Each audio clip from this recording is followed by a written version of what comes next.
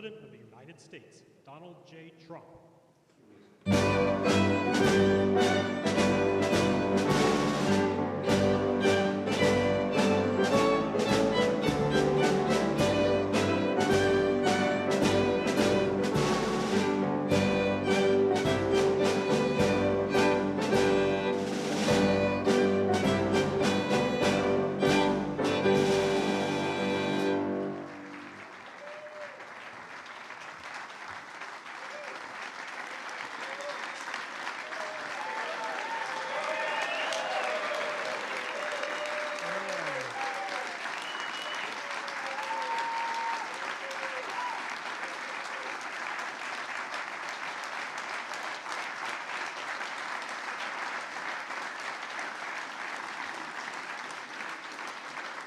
Clean, beautiful call. Clean, beautiful call. We love clean, beautiful call, don't we, Doug? Huh? I'm thrilled to welcome to the White House the men and women who light our cities. And, you know, you do things that people don't even understand. There's so much. You do so much. You heat our homes, fuel our factories, and turn natural resources into American riches and dreams. Our amazing coal miners. Thank you very much, fellas. That's great.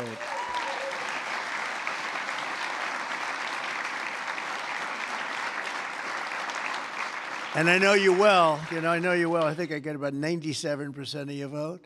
And you wouldn't want to do anything else. You wouldn't switch with a guy who had a beautiful penthouse apartment on Fifth Avenue. You wouldn't switch with that was me. I had a nice, easy life. And now I decided to do this. But you know what? We just hit the highest price in the history of the stock market, $50,000. And a lot of people are getting rich with your 401ks and everything else. So our country's back. We have the hottest country anywhere in the world. So it's pretty cool, right? So I want to just tell you, I really appreciate you being here. You're special people. You got mistreated very badly for a long period of time. But you've never had a better friend in the Oval Office than me. And I'm proud to officially named the undisputed, when did this come out, Mr. Speaker? The undisputed champion of beautiful, clean coal. We have to proceed. Always, I don't use the word coal. You know, it needs a PR job because it had a bad reputation for a while. So we're not allowed to say the word coal anymore. It has to be preceded by beautiful, clean coal, okay? We're cleaning it up. Very good. And we're delighted to be joined by Secretary Doug Burgum, who's doing a fantastic job from the great coal mining state of North Dakota. And thanks as well to Speaker of the House, Mike Johnson, a fantastic guy who's doing a great job. Thank you, Mike. EPA Administrator Lee Zeldin. He's our secret weapon. He's getting those approvals done in record-setting time. True. Great Senators John Barrasso and Jim Justice. Thank you very much for being here. Hi, Jim. Been a long time, Jim. You're looking good. Shelley Moore Capito. Thank you, Shelley. Thank you very much, Shelley. Marsha Blackburn, Bill Haggerty, Ted Budd, John Husted, Bernie Moreno, and David McCormick, all here. Great senators, every one of them. Great senators, representatives in the House. Jim Baird, Troy Balderson, Andy Barr, Dave Taylor, Warren Davidson, Troy Downing, Morgan Griffith, Brett Guthrie, Harriet Hageman, Mike Kelly, Dan Muser, Scott Perry, Carol Miller, Dana Harshberger, and Riley Moore. Boy, that's a good group of people. We have some others in here, too, and I'm not going to say it's just too many. Don't get angry at me. I'll never get their vote again. It's very dangerous. I also want to thank the president of the Washington Coal Club, Michael Day, CEO of the National Mining Association, Richard Nolan, along with many of the greatest business leaders in this powerful industry and a great industry it is. But of course, the most important people here today are those who get their hands a little bit dirty to keep America running at full speed, our frontline coal workers, and I'm pleased to report that in the first year of my presidency, real wages for the typical miner increased by more than $2,200. I'd say that's pretty good, right?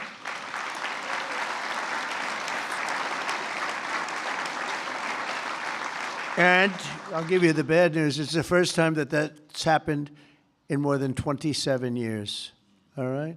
Those other presidents didn't take good care of you. They didn't take good care of you at all. They didn't realize what they had. The last time many of us were together, I signed a historic executive order to ensure that America's beautiful, clean coal plants would keep running when we need it most, and that's 24 hours a day in rain, sleet, and snow. You know, coal can operate when other substances can't. The Biden administration, he had no clue what he was doing. Shut down dozens of coal plants. They shut them down. Literally, it seemed like one a week, one a day. They were shutting them down left and right as fast as you could. They were paying people to shut down a coal plant.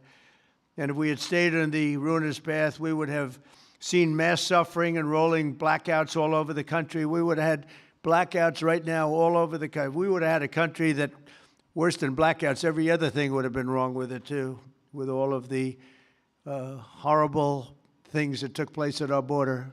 And right now our border is 100% secure. First time in the history of our country, actually. And you see it all the time. So instead, when large parts of our country were hit with winter storms, it was coal that kept the power on, and it was coal that never was bothered by cold weather, warm weather. It's never bothered by anything. It just keeps on chugging, right? During this vicious storm, and they had some really bad ones, coal generation surged 31%, while solar and wind totally collapsed. I'm not a big fan of those crazy windmills that are all made in China. You know, they're made in China, but not used by China. Let's look for a couple of wind farms in China, see if you can find one. They sell us those things for fortunes, but we don't do them anymore. Have we done any this year, Doug? We're not going to do any, hopefully, for 4 years in this country. They're losers. They lose. You're supposed to make money with energy, not lose money with energy. And they lose a lot of money.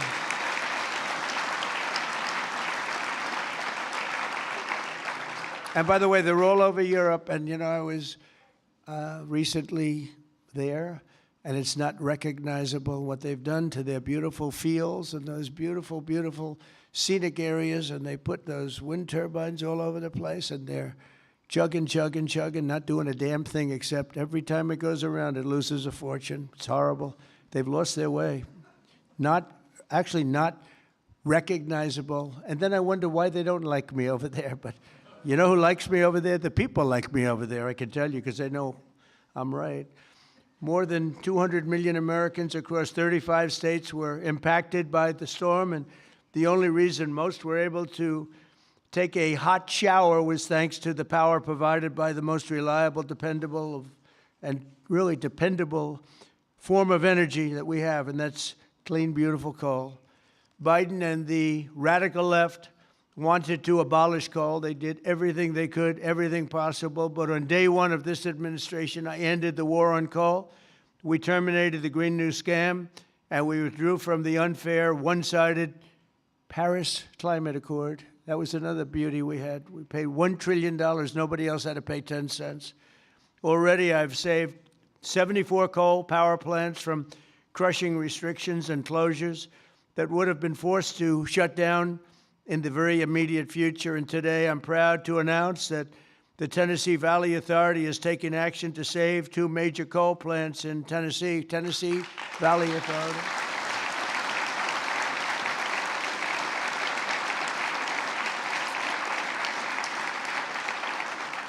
The plants are the Cumberland Fossil Plant and the Cumberland City. It's in Cumberland City. It's a big, beautiful thing that they just wanted to shut down. You know, the Tennessee Valley Authority has gone in a very stupid, very bad direction. The head of it, it's considered sort of semi-private. It's supposed to be semi-public, but it's semi-private. It's the highest paid government-type official in history. I think they pay them $10 million a year. They're paying them $10 million. I think the Speaker of the House wants to resign and head the Tennessee Valley Authority. And he could do a much better job, I can tell you that. Is that right, Doug? They pay him $10 million a year. Can you believe it? Well, Trump is on the scene now. We're going to make his life miserable. $10 million. I wonder what he got before he got that job.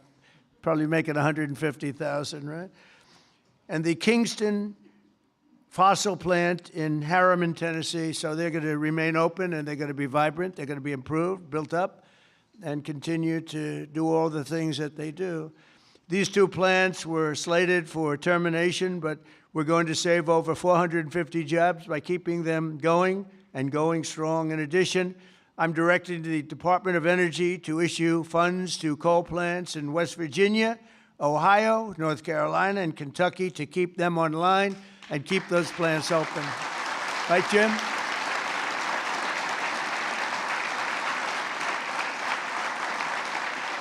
And very importantly, we're also bringing our coal mines roaring back to life. Under 4 years of the Biden administration, Sleepy Joe, not a single permit was approved for a new coal mining project. Think of it.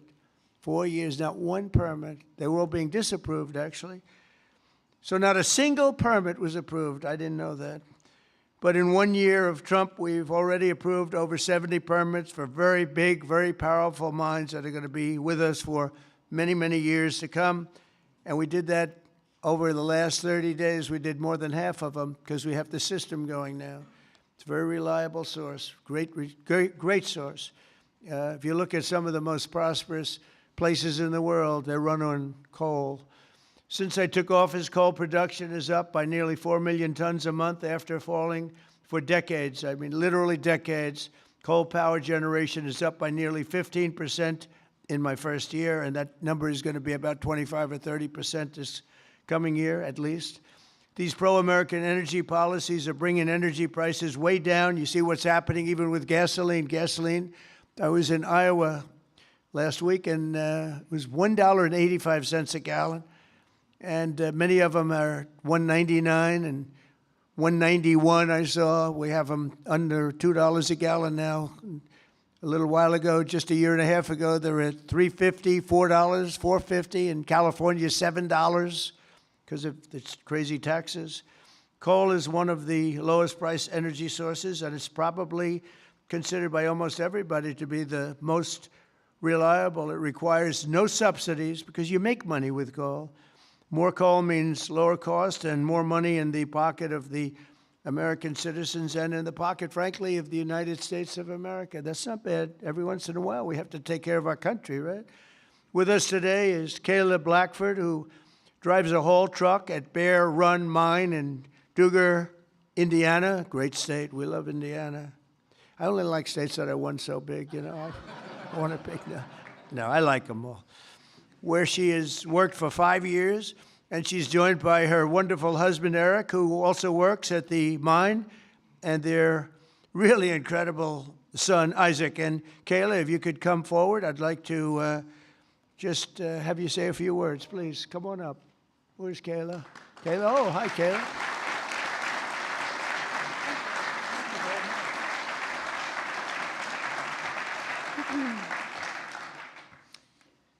Thank you, Mr. President.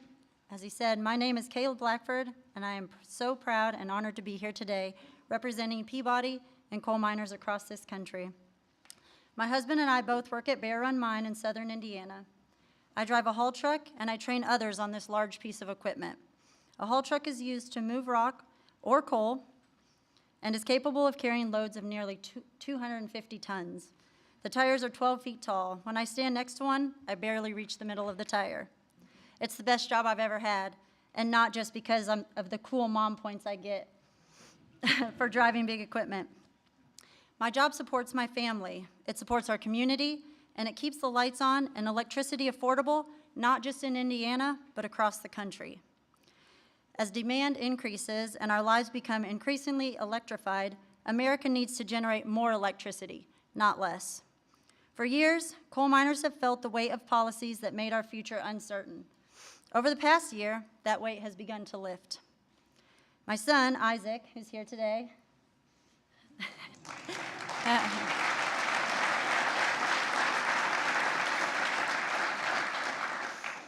has friends whose parents also work at Bear Run. And when you grow up seeing huge mining equipment from the road, like Isaac and his friends do, you dream about the day when you get to run that equipment. When a mine closes, families don't just lose their jobs. They're often forced to leave their communities, their schools, and their support systems behind. The common sense policies to keep coal plants running implemented by this administration mean that my husband and I can keep working, stay where we are, and continue raising our son in our community that we call home. And the impact is even greater than that because you, Mr. President, have single-handedly kept utility prices affordable, the lights on, and our jobs alive. We are real people under these hard hats. On behalf of America's coal miners, thank you, Mr. President, for recognizing the value of coal and the value of the people who power this industry every day. Thank you so much. So nice to meet you. Thank you very much for all of you. Thank you. Sorry, I'll take that.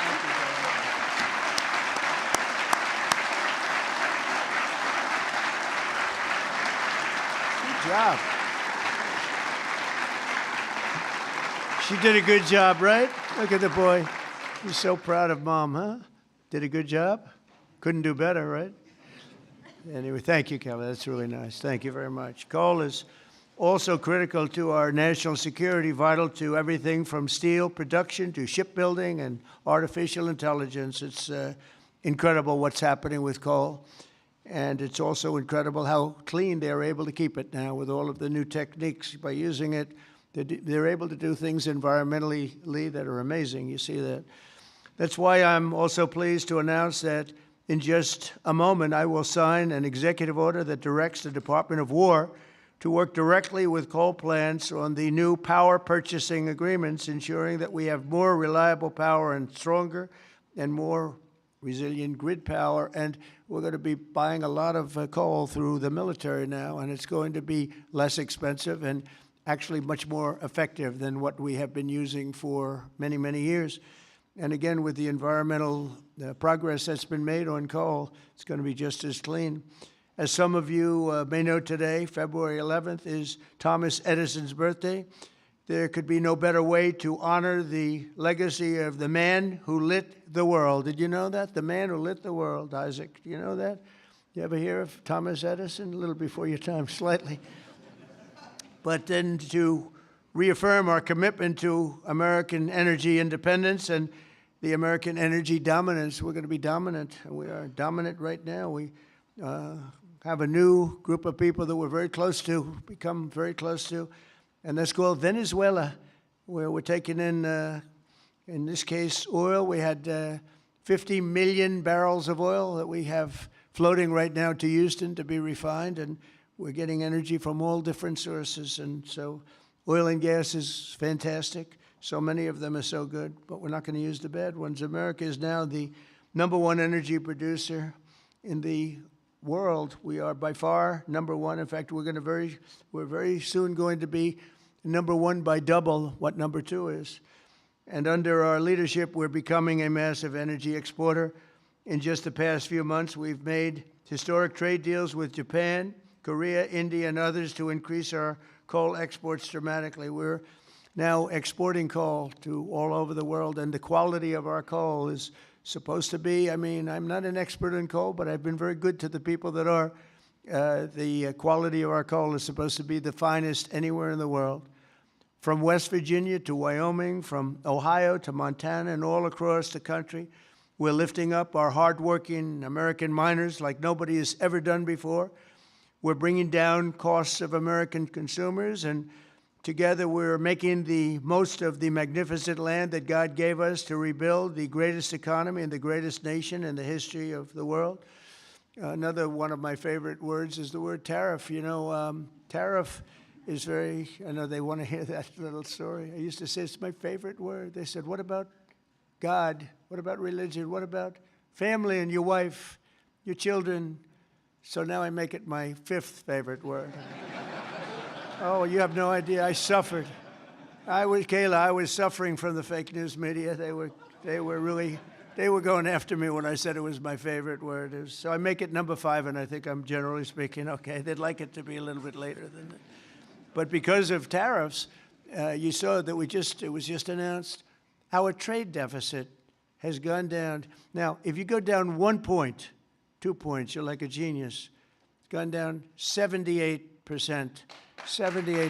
Can you believe it? And we have to fight.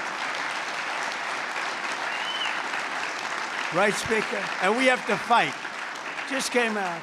Everyone's saying, that can't be right. 78% reduction in our trade deficit. And next year, we're going to be positive if we keep it all going. We're waiting for a very important decision from the Supreme Court. But I want to thank the speakers here because you have fought with me. You got it very early. Now almost everybody's getting it. But it's numbers that we've never seen. The other thing is breaking 7,000 on the S&P and very importantly, 50,000 yesterday. 50,000 we broke on the Dow. And if you remember, when I won, they said if he could ever produce 50,000 by the end of his fourth term, by the end of his fourth year, it would be unbelievably successful. Well, we produced 50,000 in excess now, went up today, in excess of 50,000 at the end of my first year. So that's some difference. And that's because of tariffs. So we're doing numbers that nobody thought were possible. The economy is rich. I tell the story that in Saudi Arabia, the king said, you know, sir, a year and a half ago, we were all saying you were a dead country, and now you have the hottest country anywhere in the world. That's true. We're the hottest country anywhere in the world, and a lot of reasons. So once again, I'd like to thank you for the tremendous honor of being here, and especially these gentlemen in the front row and a couple of you in the second row. What happened to the guys in the second row? They couldn't make it to the front. What's wrong with them? They don't shovel it as well, right? But I want to thank you and invite the chairman of our National Coal Council, Peabody Energy CEO, which is a great company, by the way, Jim Grech, to come up and say a few words. Please, Jim. Thank you very much.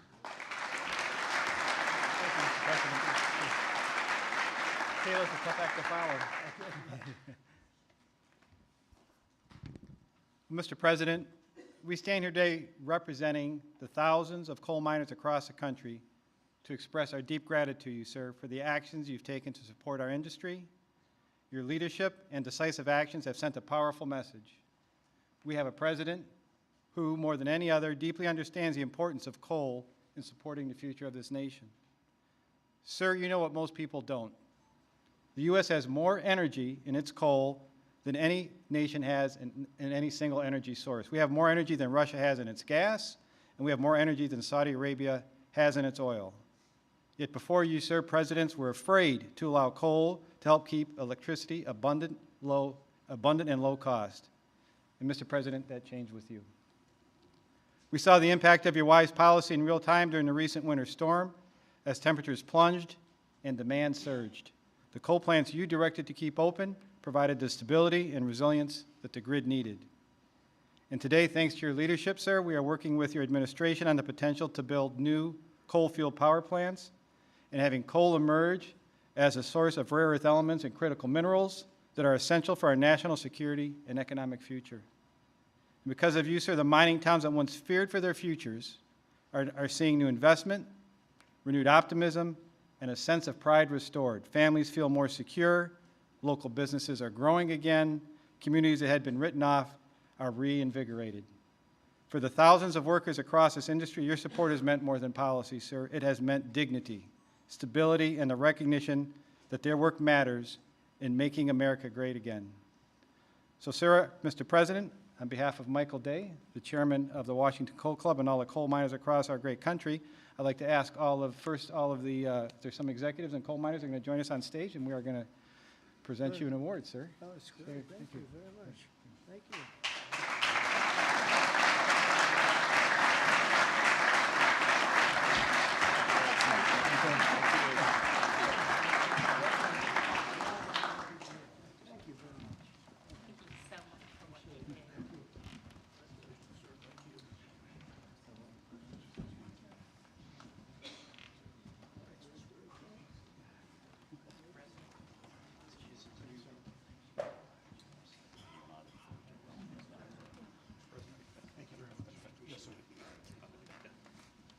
Thank you, fellas, very much. Thank you, Mr. President. Sir, to show our appreciation, the trophy says the undisputed champion of beautiful, clean coal. Thank you, sir.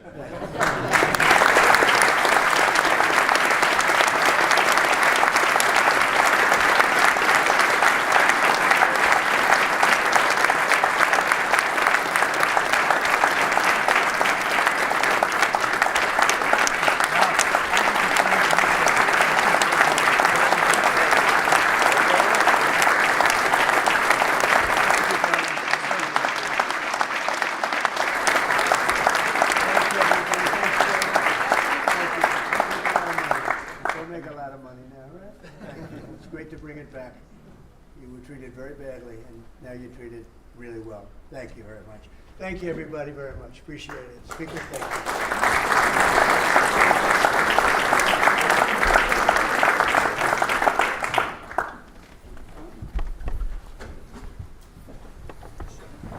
you. We don't use auto pens. There's no auto pen. Okay, come on up. That's great.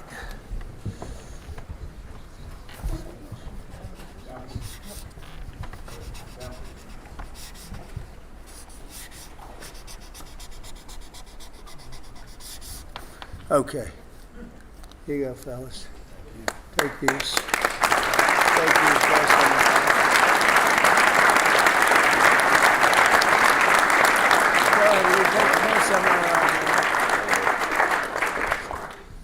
There you go.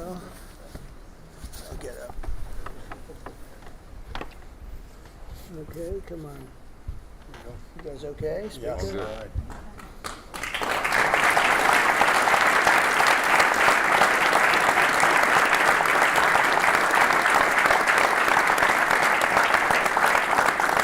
Thank you very much.